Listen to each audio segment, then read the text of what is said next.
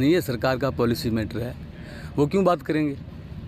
भंडारण नहीं कर सकता, जमाखोरी नहीं कर सकता, स्टॉक नहीं कर सकता, ये कानून 1955 में बना था। इसके ऊपर माल गोदाम है, माल गोदाम का भी सर्वे हो गया, वो कॉर्पोरेट घराने ले रहे हैं उसकी। मैं यही तो कह रहा था, भी आपने सवाल किया था कि कांग्रेस का विरोध क्यों कर रहे हो।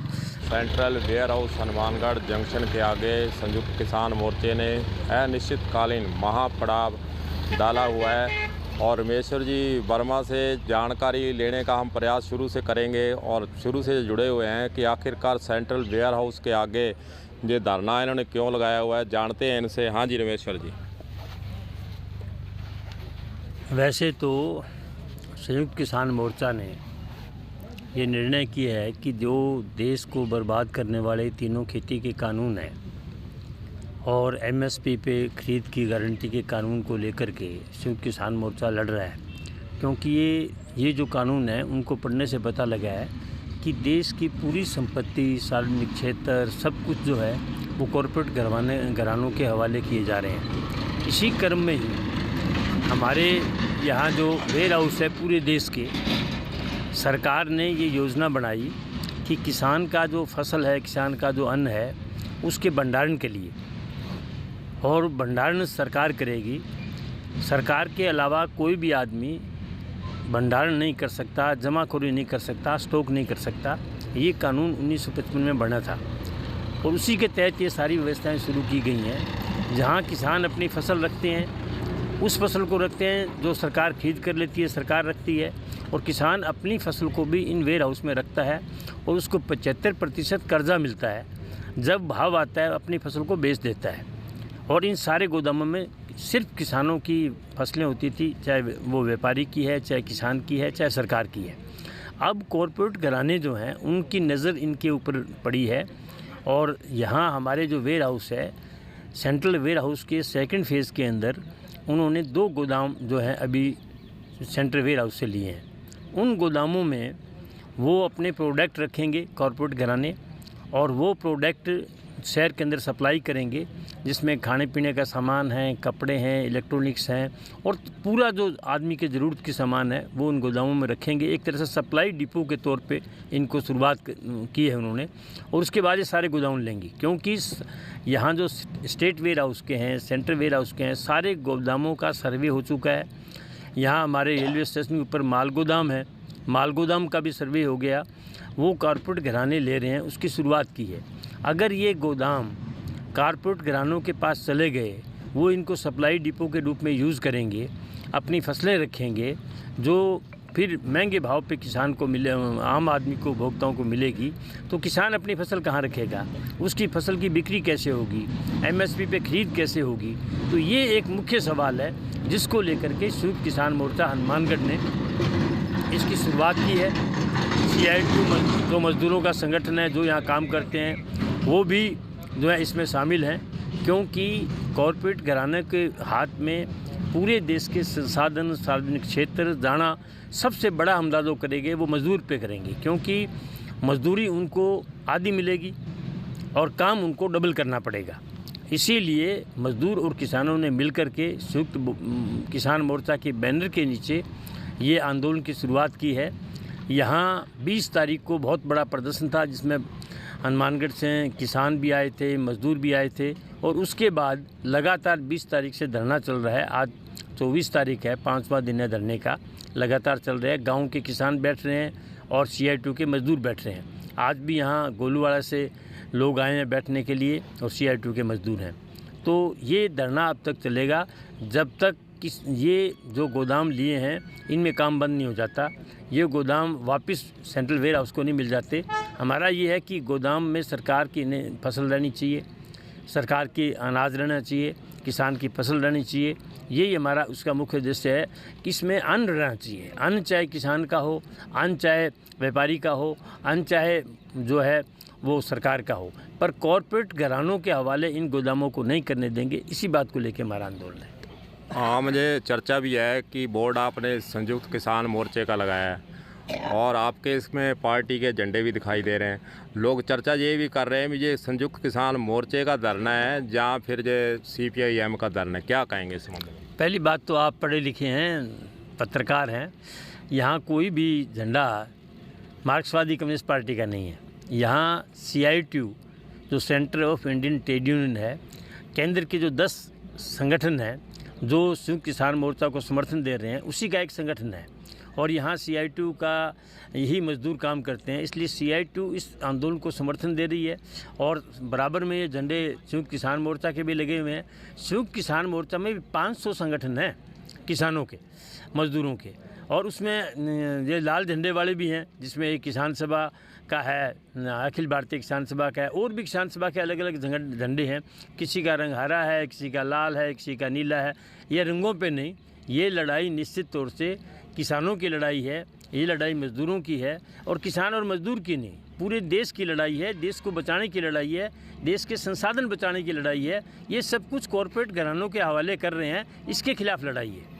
रामेश्वर वर्मा पर एक आरोप और भी है, लोग जो लगा रहे हैं, हम नहीं लगा रहे, उनका ये कहना है भी जो संयुक्त किसान मोर्चा है इसमें कांग्रेस पार्टी समर्थन दे रही है पूरे स्टेट के अंदर, लेकिन कई बार आप भाषणों के अंदर कांग्रेस पार्टी को कोसते भी हैं, उससे कहीं ना कहीं कांग्रेस पार्टी वाले आपसे पीछे नहीं हटते जा रहे, क्या कहेंगे? असल में सवाल नीतियों का है।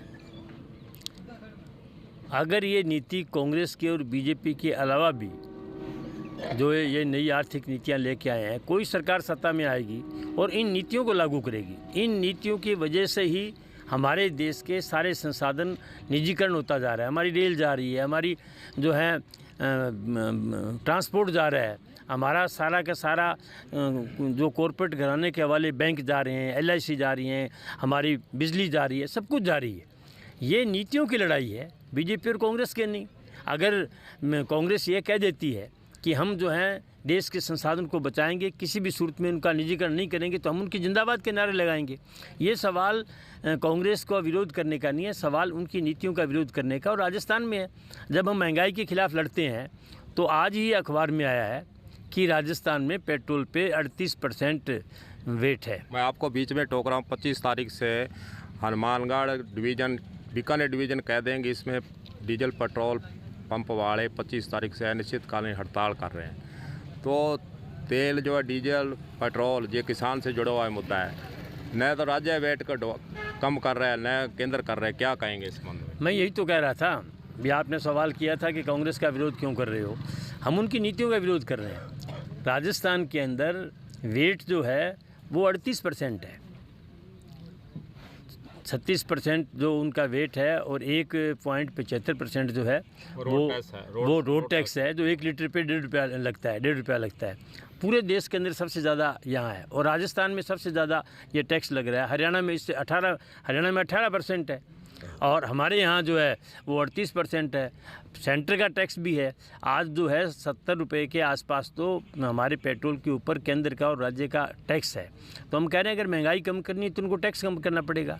बिजली का सवाल है, बिजली में जो औद्योगिक घराने हैं, बड़े औद्योगिक घराने, उनके लिए 1 रुपया प्रति यूनिट सस्ता किया है, और रात को और उनको रिबेट दी है कि रात को अगर वो चलाएंगे तो, और किसान को रात को बिजली देते हैं उसमें भी कोई रिबेट नहीं देते।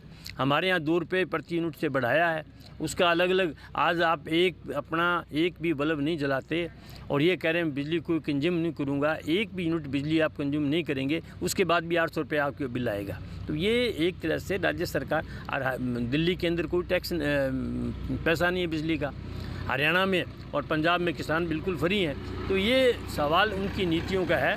देश में मजदूर के, किसान के, आम जनता के पक्ष में अगर कांग्रेस नीतियां बनाती है तो हम उनका स्वागत करेंगे।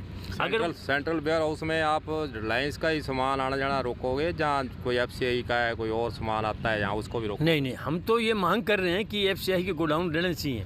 हम ये मांग कर रहे हैं कि ये गोडाउन की संख्या और बढ़नी चाहिए, ताकि किसान की फसल जो है वो सरकार खरीदने के बाद भी ख़राब नहीं हो। अभी बहुत बड़ी वेस्टेज हो रही है, खुले में उनका अनाज पड़ा है, ये देश का अनाज है। हम तो कह रहे हैं अच्छे गोडाउन बनने चाहिए, सरकार के पास रहना चाहिए, वेयर हाउस के पास रहना चाहिए। हम इसका स्वागत करते हैं, पर ये गोडाउन बना करके अगर टाटा को, बिरला को, अंबानी को, अडानी को देंगे तो हम उसका विरोध करेंगे। हम पूरी तरह से जो सेंट्रल वेयर हाउस का काम है उसमें कोई दखलंदाजी नहीं कर रहे, उसको उसी तरह से हम जारी रहने दे रहे हैं। हम तो सिर्फ रिलायंस कंपनी के जो गोडाउन हैं उनके कामकाज को बंद कर रहे हैं। 5वां दिन धरने को हो चुका है, क्या प्रशासन का कोई अधिकारी आपसे सुध लेने आया, क्या कोई वार्ता करी उन्होंने? नहीं जी, बिल्कुल नहीं, यही तो है। अभी आप कह रहे थे कांग्रेस को क्यों कह रहे हैं, कांग्रेस की सरकार है, कोई बात तो करते भी।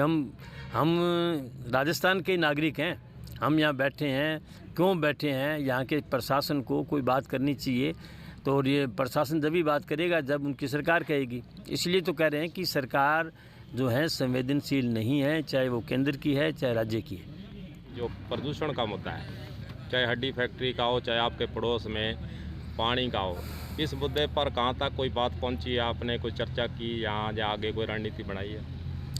नहीं, हमने उसी दिन भी आपसे, आपके मैं चैनल के माध्यम से बात रखी थी कि कांग्रेस और बीजेपी के लोग उस दिन वहाँ जाम भी लगाया था, हमने चर्चा भी की थी। तो वहाँ आपके सामने यहाँ से वो सैंपल वगैरह भेज दिए गए। लेकिन हम साफ कहना चाहेंगे इस मामले में कि कांग्रेस सरकार की नीति ठीक नहीं है। अगर यहाँ का प्रशासनिक अधिकारी चाहे तो ऐसी कोई बड़ी समस्या नहीं है, लेकिन वो उन्हीं के लोग हैं जो कांग्रेस और बीजेपी को सपोर्ट करते हैं। हमारी नज़र में दोनों पार्टियों में कोई अंतर नहीं है। अगर जनता इस लड़ाई को लड़ेगी तो हम बेहतर तौर पर उनका समर्थन करके उनके साथ लेकर उस संघर्ष को हम आगे बढ़ाएंगे।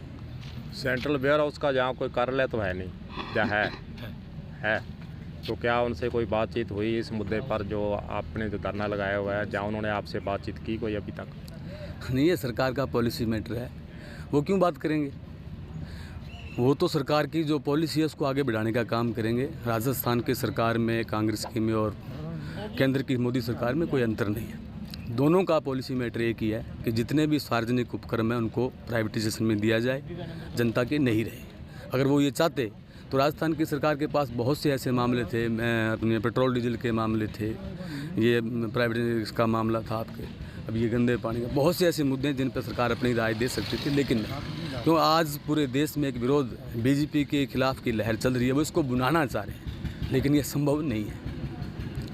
तो ये जो आंदोलन है, जैसे आपने कलेक्ट्रेट के अंदर भी काफ़ी दिन बैठे रहे, तो आपको लगता है कि ये कोई जल्दी बात बढ़ेगी या बहुत लंबा चलाना पड़ेगा? जैसे दिल्ली में किसान आंदोलन लेके बैठे, उस तरह बैठना पड़ेगा, क्या कहें?